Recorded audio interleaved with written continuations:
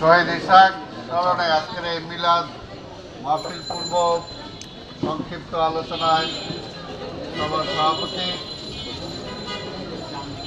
আমাদের আদাবর থানা বিএনপির সংগ্রামী আহ্বায়ক সাবেক সাধারণ সম্পাদক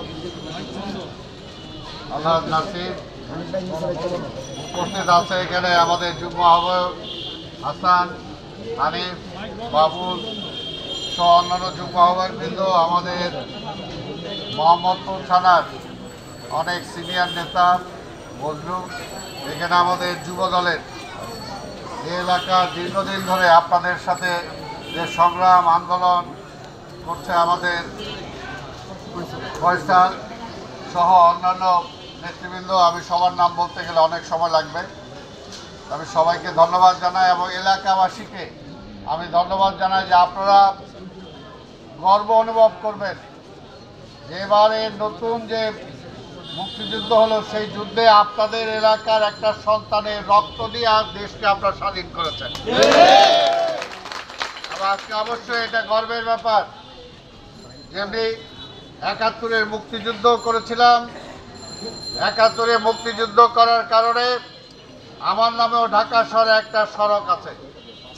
তা আজকের এইখানে যেহেতু ওই ভাই শহীদ হয়েছে, আমি এখানে ঘোষণা দিয়ে যাব এবং ইনশাআল্লাহ ঢাকা সিটি কর্পোরেশনের পক্ষ থেকে যাতে এই রাস্তার নাম শহীদ ইসাক হয়, ইসাক শহরে। এবং আমি নাসির হাসান সহ সবাইকে বলবো আজকে তোমরা এখানে একটা লাগাই দিবা বোর্ড, যেটা নাসির সড়ক, শহীদ ইসাক সড়ক, ঠিক আছে? শহীদ ইসাক সড়ক এখানে লাগাই দিবা। এটা আমরা সিটি কর্পোরেশনের আমি কয়েকদিনের মধ্যে কথা বলবো, তাদেরকে জানাবো এবং পরবর্তী পদে ইনশাআল্লাহ আমাদের দল ক্ষমতায় আসলে ভালো করে রোডটাকে আমরা সেইভাবে নামকরণ করবো ইনশাআল্লাহ। আমি বেশি কথা বলতে চাই না। গত 17টি বছর এমনিভাবে আমাদের অসংখ্য নেতার মায়ের বুক খালি করেছে, সন্তানকে তার বাবা হারা করেছে, ভাইকে তার ভাই হারা করেছে, এবং তার বিনিময়ে শেখ হাসিনা কি ভালোভাবে বিদায় নিতে পারছে? পারে নাই।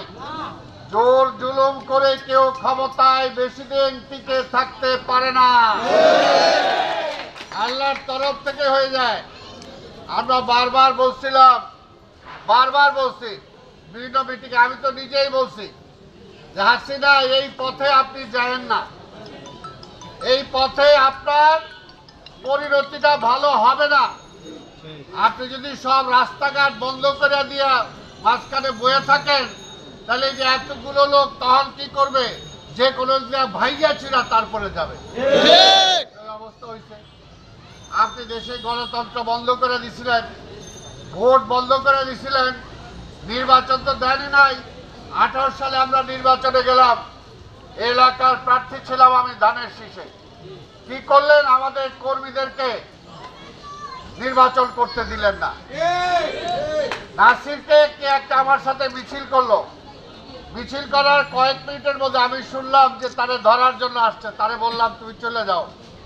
সে যে এক মসজিদে যায় নামাজ পড়তেছে, ওইখান থেকে তারে ধরে নিয়ে গেল, ধরে নিয়ে গেছে না? হাসান জেলে ছিল, আরো অনেকেই জেলে ছিল। এইখানে দেখেন ও তো শহীদ হয়েছে।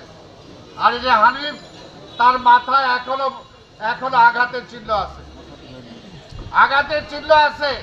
এরকম অসংখ্য, আমার মাথায়ও বুলেট এখনো আছে। পার্টি অফিসের সামনে যে গুলি করেছিল সেই গুলি এখনো মাথায় আছে। এত কিছু করার পরও কি শেখ হাসিনা ভালোভাবে যাইতে পারছে? এর জন্যই বলবো জোর জুলুম করে কোনো লাভ হয় না, কোনো লাভ হয় না।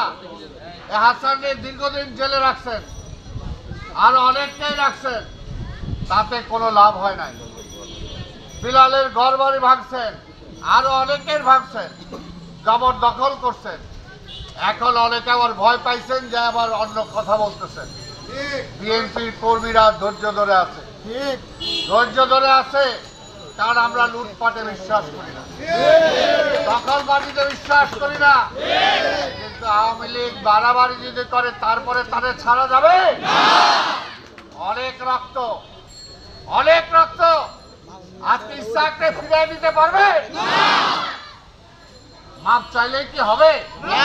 আবার এত তাড়াতাড়ি আবার আইসা আবার ক্ষমতায় যাইতে চায়, ক্ষমতায় যাইতে চায়। শেখ হাসিনা অসংখ্য হত্যা মামলার আসামি হবে, অলরেডি হয়েছে। হ্যাঁ, মঞ্জুর দোকান, আরো অনেকে, কতজনের নাম বলবো আমি, অনেকে ওই যে জেল থেকে আসছে, ঠিক আছে, অনেক অনেক এরকম আছে। এই অত্যাচারের বিচার হবে না? বিচার হবে, বিচার হবে। তারপরে বোঝা যাবে কে কতটুকু পারে আর কে কতটুকু পারে না। তা আমি বক্তব্য দীর্ঘায়িত করতে চাই না।